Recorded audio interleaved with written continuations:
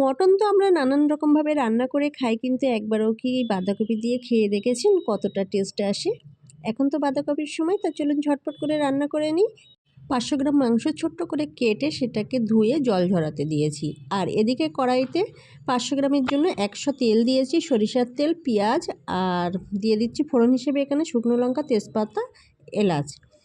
যখন লালচে হয়ে আসবে তখন তার মধ্যে দিয়ে দিচ্ছি আদা আর রসুনের পেস্ট। আদা রসুনের পেস্ট একটু বেশি করে দেব, কারণ বাঁধাকপি আর খাসির মাংস মানে একটা গন্ধের ব্যাপার থাকে, তার জন্য।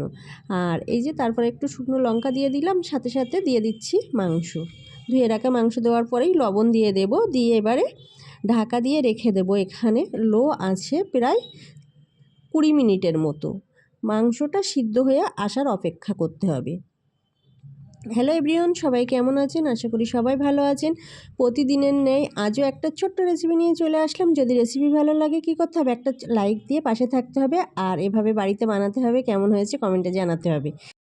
20 মিনিট হয়ে এসেছে।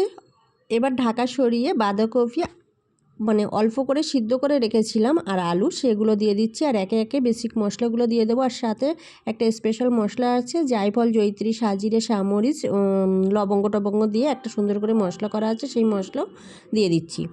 দিয়ে এখানে এবার কষিয়ে নেব প্রায় 2 থেকে 3 মিনিটের মতো। যতক্ষণ না পর্যন্ত তেল ছাড়বে ততক্ষণ কিন্তু কষাতে হবে।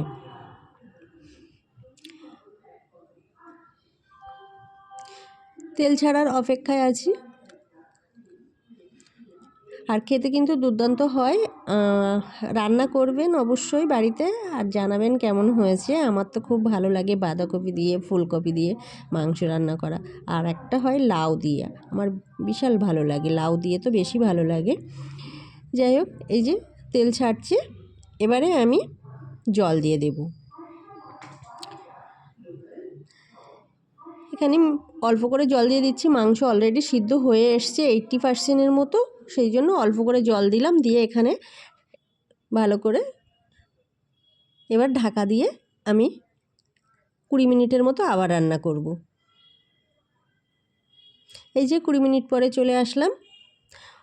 তারপরে একটু জিরে মরিচ শুকনো খোলায় ভেজে নেওয়া ছিল, সেই জিরে মরিচ এখানে দিয়ে এবার নামিয়ে নেব। একটু ঝোল রেখেছি গায়ে গায়ে মতো করে, মানে বসা বসা আর কি। আজ এ পর্যন্তই। নেক্সট দিন আবার কোনো ভিডিও নিয়ে আসবো। আর যদি ভিডিও ভালো লাগে বা রেসিপি ভালো লাগে, লাইক দিয়ে পাশে থাকবেন। আর এতক্ষণ আমার সাথে থাকার জন্য সবাইকে অগ্রিম ধন্যবাদ। কালারটাও খুব সুন্দর হয়েছে।